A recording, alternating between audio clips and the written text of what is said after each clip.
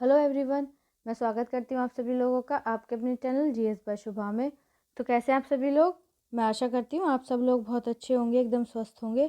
तो चलिए अब हम अपनी आज की क्लास पर आते हैं। सो गाइस, जैसे कि आप लोगों को पता ही है, हमारा जो कल का टॉपिक था, जो लास्ट टॉपिक था, वो हमारा कौन सा टॉपिक था? संघीय व्यवस्था यानी कि फेडरल सिस्टम। तो वो टॉपिक हमारा लास्ट क्लास में कंप्लीट हो गया था। तो आज हमारा एक नया टॉपिक स्टार्ट होगा जिसे हम किस नाम से जानते हैं? केंद्र राज्य संबंध या फिर सेंट्रल स्टेट रिलेशन। तो आज हमारे इस टॉपिक की पहली ही क्लास है। तो अब तक जितने भी टॉपिक से रिलेटेड जितनी भी क्लासेस हो चुकी हैं, जिन लोगों ने नहीं की हैं या जो इस चैनल पर पहली बार आए हैं, मेरी सभी से रिक्वेस्ट है, एक बार प्लीज़ आप उन क्लासेस को ज़रूर कीजिएगा, ठीक है। चलिए अब आज की जो हमारी क्लास है उसकी बात करते हैं। तो लास्ट क्लास में हमने ये जाना था कि जो संघीय व्यवस्था होती है वो क्या होती है, उसके बारे में उसके अंदर हमने सब कुछ पढ़ लिया था। तो उसमें दो चीज़ आई थी, केंद्र और राज्य, ठीक है। केंद्र और राज्य, केंद्र और राज्य, बार बार इसी बात का जिक्र आ रहा था। तो आज की जो हमारा टॉपिक है इसमें हम क्या करेंगे, जो केंद्र और राज्य हैं, जो सेंटर और स्टेट हैं, उनके बीच में रिलेशन क्या होते हैं उसके बारे में हम इस टॉपिक में पढ़ने वाले हैं, ठीक है। जो भी सेक्शंस आएंगे, जिस जिस तरीके से जो भी आएगा आगे, वो सब मैं आपको बताती चलूँगी। तो चलिए स्टार्ट करते हैं। तो सबसे पहले इसमें क्या कहा गया है?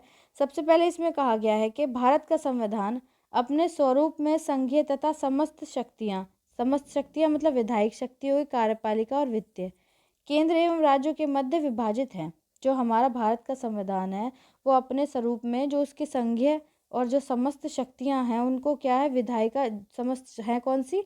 विधायिका, कार्यपालिका और वित्तीय, इनको क्या है, केंद्र एवं राज्यों के मध्य विभाजित है। मतलब दोनों केंद्र और राज्य दोनों के बीच में क्या है, डिस्ट्रीब्यूट है या विभाजित है। यद्यपि नागरिक शक्तियों का बंटवारा नहीं है। यद्यपि जो सॉरी नागरिक नहीं, गलत बोल दिया, न्यायिक जो शक्तियां हैं, जो जुडिशियल जो पावर्स हैं, उनका बंटवारा नहीं है। संविधान में एकल न्यायिक व्यवस्था की स्थापना की गई है। हमारा जो संविधान है, जो हमारा कॉन्स्टिट्यूशन है, उसमें क्या है, एकल न्यायिक व्यवस्था की स्थापना की गई है। मतलब ऐसा नहीं है कि राज्य की अलग या केंद्र की अलग, मतलब न्यायिक जो है वो एकल है, न्यायिक शक्तियाँ जो है उनका बंटवारा नहीं है। जो केंद्रीय कानूनों की तरह ही कानून राज्य कानून को लागू करती है। जो कि क्या करती है, मतलब जो कानून केंद्र में लागू होगा वही राज्य के लिए भी लागू होगा। ओके, चलिए तो आई होप इतनी बात आपको क्लियर हो चुकी होगी। चलिए हम नेक्स्ट आगे चलते हैं। आगे कहा गया है, यद्यपि केंद्र एवं राज्य अपने अपने क्षेत्रों में प्रमुख हैं। यद्यपि जो केंद्र सरकार है और राज्य सरकार है अपने अपने क्षेत्रों में प्रमुख है, तथापि संघीय क्षेत्र को प्रभावी कार्यान्वयन को सुनिश्चित करने के लिए इनके मध्य अधिकतम सहभागिता एवं सहकारिता आवश्यक है। मतलब अपने इनका जो क्षेत्र है केंद्र का और राज्य का, अपने अपने क्षेत्रों में ये प्रमुख है, तो इसके बावजूद तथापि जो संघीय तंत्र है उसको प्रभावी कार्यान्वयन को सुनिश्चित करने के लिए इनके मध्य जो अधिकतम सहभागिता और सहकारिता है ये आवश्यक है, ये बहुत ही ज़्यादा ज़रूरी है। तो इस तरह संविधान में केंद्र राज्य संबंधों को लेकर विभिन्न मुद्दों पर व्यवस्थाएं स्थापित की हैं। तो इस प्रकार या हम कह सकते हैं कि इस तरह संविधान में केंद्र और राज्य संबंधों को लेकर विभिन्न मुद्दों पर व्यवस्थाएं स्थापित की गई हैं या की हैं, ठीक है। चलिए अब वो व्यवस्थाएं कौन सी वो जानते हैं। तो केंद्र एवं राज्यों के बीच का अध्ययन तीन दृष्टिकोणों से किया जा सकता है। जो केंद्र है और राज्य जो हैं उनका अध्ययन तीन दृष्टिकोणों से किया जा सकता है। कौन से? एक तो विधायी संबंध, एक प्रशासनिक संबंध और वित्तीय संबंध। तो पहले हम मतलब एक एक करके सारे जो भी संबंध हैं उनके बारे में हम जानते चलेंगे। तो सबसे पहले क्या आता है हमारा? सबसे पहले आता है हमारा विधायी संबंध। अभी विधायी संबंध क्या है? विधायी संबंध के अंदर जो जो कुछ भी है वो सब हम पढ़ते चलेंगे, ठीक है। चलिए तो विधायी संबंध में क्या कहा गया है? विधायी संबंध में बताया गया है कि जो हमारा संविधान है, संविधान के भाग 11 में अनुच्छेद 243 से 255 तक केंद्र राज्य विधायी संबंधों की चर्चा की गई है। सारी चीज़ें क्रोनोलॉजी वाइज करा रही हूँ, पार्ट वाइज नहीं है कि पहला पार्ट, दूसरा पार्ट, तीसरा पार्ट। मतलब चीज़ें क्रोनोलॉजी वाइज है, जिससे आपको चीज़ें अच्छी तरीके से सारी दिमाग में बैठती चलें, ठीक है। तो संविधान का जो 11वां भाग है उसमें क्या है, अनुच्छेद 243 से 255 तक केंद्र राज्य विधायी संबंधों की चर्चा की गई है। इसके अतिरिक्त कुछ अन्य अनुच्छेद भी इस विषय से संबंधित हैं। इसके अलावा कुछ और अदर आर्टिकल्स हैं जो इस विषय से संबंधित हैं। ठीक है, आगे इसमें बताया गया है किसी अन्य संघीय संविधान की तरह भारतीय संविधान भी केंद्र एवं राज्यों के बीच उनके क्षेत्रों के हिसाब से विधायी शक्तियों का बंटवारा करता है। जो किसी अन्य संघीय संविधान के की तरह ही जो भारत का जो संविधान है वो भी क्या है, केंद्र और राज्यों के बीच उनके क्या है, उनके क्षेत्रों के हिसाब से विधायी शक्तियों का बंटवारा करता है। मतलब जितना एरिया जिसके पास है उस हिसाब से उनकी जो विधायी पावर्स हैं, जो विधायी शक्तियां हैं, उनका बंटवारा करता है। ठीक है, चलिए आगे चलते हैं। आगे क्या कहा गया है, आगे बताया गया है कि इसके अतिरिक्त संविधान 5 असाधारण परिस्थितियों के अंतर्गत राज्य क्षेत्र में संसदीय विधान सहित कुछ मामलों में राज्य विधानमंडल पर केंद्र के नियंत्रण की व्यवस्था करता है। अब इसके अलावा संविधान जो है 5 असाधारण परिस्थितियां, मतलब असाधारण परिस्थितियां हैं, उनके लिए या उनके अंतर्गत राज्य क्षेत्र में संसदीय विधान सहित किसके सहित राज्य क्षेत्र में संसदीय विधान सहित कुछ मामलों में राज्य विधानमंडल पर केंद्र के नियंत्रण की व्यवस्था करता है। तो कुछ मामलों में क्या करता है, जो राज्य की जो विधानमंडल है उस पर क्या है, केंद्र के जो नियंत्रण है उसकी व्यवस्था करता है। तो इस तरह हम कह सकते हैं, इस तरह केंद्र राज्य विधायी संबंधों के मामले में 4 स्थितियां हैं। अभी चारों स्थितियां कौन सी हैं, उन स्थितियों के बारे में जानते हैं। तो सबसे पहली स्थिति क्या आती है, केंद्र और राज्य विधान की सीमांत क्षेत्र। पहली स्थिति आती है केंद्र और राज्य विधान के सीमांत क्षेत्र। दूसरी आती है विधायक विषयों का बंटवारा। थर्ड इज राज्य क्षेत्र में संसदीय विधान। और लास्ट है हमारी राज्य विधान पर केंद्र का नियंत्रण। तो आज हम बस एक ही करेंगे, किसके बारे में, केंद्र और राज्य जो विधान है उसकी जो सीमांत क्षेत्र है उसके बारे में आज की क्लास में हम पढ़ेंगे। तो हमारा जो केंद्र और राज्य विधान है उनका क्या है, क्षेत्रीय विस्तार। तो वो क्षेत्रीय विस्तार किस प्रकार से किन किन रूपों में हुआ है वो अब हम जानने वाले हैं। चलिए, तो सबसे पहले बताया गया है कि जो संविधान है, संविधान ने केंद्र और राज्य को प्रदत्त शक्तियों के संबंध में स्थानीय सीमाओं को लेकर विधायी संबंधों को निम्नलिखित तरीके से परिभाषित किया है। मतलब जो संविधान है, संविधान ने केंद्र और राज्य के जो प्रदत्त शक्तियां हैं उसके संबंध में स्थानीय सीमाओं को लेकर जो विधायी संबंध है उनको निम्नलिखित तरीके से परिभाषित किया है।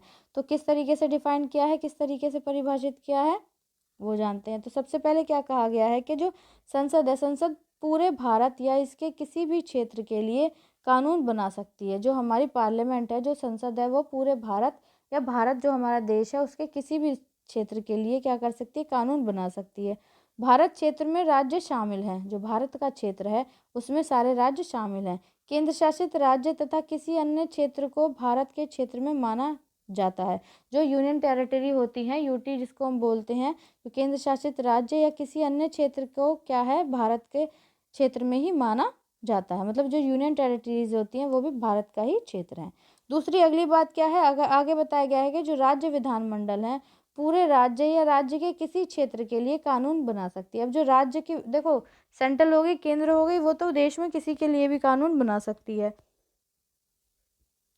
लेकिन जो राज्य विधानमंडल है पूरे राज्य या राज्य के किसी क्षेत्र में कानून बना सकती है। मतलब केंद्र तो हो गई भारत या भारत के किसी भी क्षेत्र के लिए कानून बना सकती है, जबकि जो विधानमंडल है, राज्य की जो विधानमंडल है वो पूरे राज्य या राज्य के किसी भी क्षेत्र के लिए कानून बना सकती है। राज्य विधानमंडल द्वारा निर्मित कानून को राज्य से के बाहर के क्षेत्रों में लागू नहीं किया जा सकता। जो राज्य विधानमंडल जो भी कानून बनाती है तो वो केवल राज्य में ही लागू होते हैं, जबकि केंद्र जो बनाती है वो पूरे देश में लागू होते हैं। मतलब राज्य के अलावा राज्य से बाहर का कोई क्षेत्र होगा तो तब वो कानून लागू नहीं होंगे, सिवाय तब जब राज्य और वस्तु में संबंधित पर्याप्त हो। सिवाय तब के राज्य और जो दूसरी वस्तु है जिसके प्रति हम उस पर कानून स्थापित कर रहे हैं, कुछ भी कर रहे हैं, तो उन दोनों में एक संबंध होना चाहिए। तो तभी राज्य संबंधी जो क्या है अधिक, मतलब राज्य विधानमंडल जो नियम कानून बनाती है वो उस पर तभी लागू होंगे। ठीक है, तो आई होप इतनी बात आपको क्लियर हो गई होगी। चलिए आगे चलते हैं। आगे क्या बताया गया है कि केवल संसद अकेले अतिरिक्त क्षेत्रीय विधान बना सकती है। केवल संसद अकेले अतिरिक्त क्षेत्रीय विधान क्या कर सकती है, बना सकती है। इस तरह संसद का कानून भारतीय नागरिक एवं उनकी विश्व में कहीं भी संपत्ति पर लागू होता है। तो इस तरीके से जो संसद द्वारा जो कानून बनाया गया है वो भारतीय नागरिक और उनके जो विश्व में कहीं भी, उनकी विश्व में कहीं भी संपत्ति पर लागू होता है। तो जो कानून है वो भारतीय नागरिक या उस नागरिक की विश्व में कहीं भी कोई संपत्ति है उस पर लागू होता है। ठीक है, चलिए आगे चलते हैं। तो आगे क्या बताया गया है, आगे कहा गया है यद्यपि संविधान ने क्षेत्रीय न्याय क्षेत्र के मामले पर संसद पर कुछ प्रतिबंध भी लगाए हैं। यद्यपि जो संसद है, संसद ने जो क्षेत्रीय जो न्याय क्षेत्र हैं उनके मामलों पर संसद पर कुछ प्रतिबंध भी लगाए हैं। कुछ क्या लगाए हैं, प्रतिबंध भी लगाए हैं। दूसरे शब्दों में कहें तो संसद के कानून निम्नलिखित क्षेत्रों में लागू नहीं होते। अब संसद द्वारा कानून कहाँ कहाँ लागू होते हैं वो तो हमने पढ़ लिए, अब कहाँ कहाँ लागू नहीं होते वो जानते हैं। तो राष्ट्रपति 5 केंद्र शासित क्षेत्रों में शांति, उन्नति एवं अच्छी सरकार के लिए नियम बना सकते हैं। अब जो हमारे राष्ट्रपति हैं, जो प्रेसिडेंट हैं, वो 5 केंद्र शासित क्षेत्रों में शांति, उन्नति और अच्छी सरकार के लिए क्या कर सकते हैं, नियम बना सकते हैं।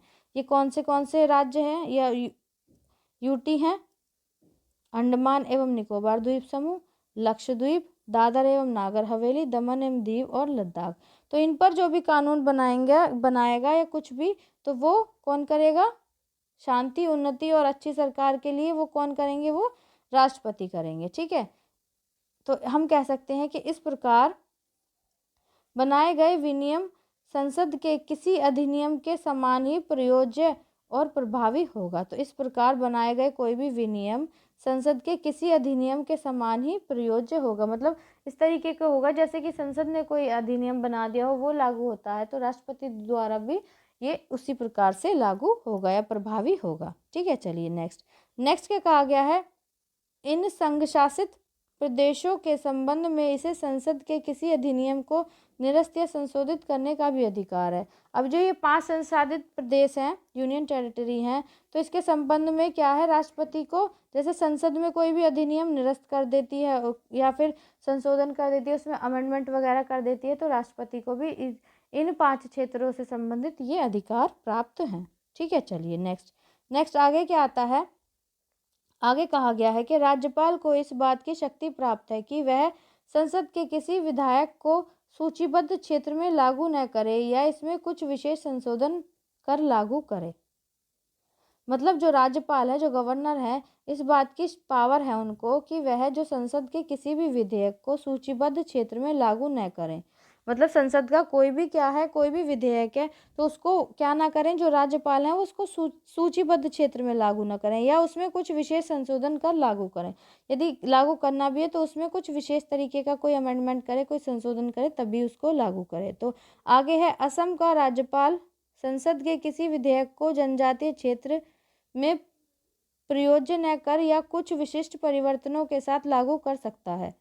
अब संसद के जो राज्यपाल हैं वो क्या है, संसद के किसी भी विधेयक को असम के जो राज्यपाल हैं वो संसद के किसी भी विधेयक को जनजातीय क्षेत्र जो स्वतंत्र जिले होते हैं में प्रयोज्य न कर या कुछ विशिष्ट परिवर्तनों के साथ लागू कर सकते हैं।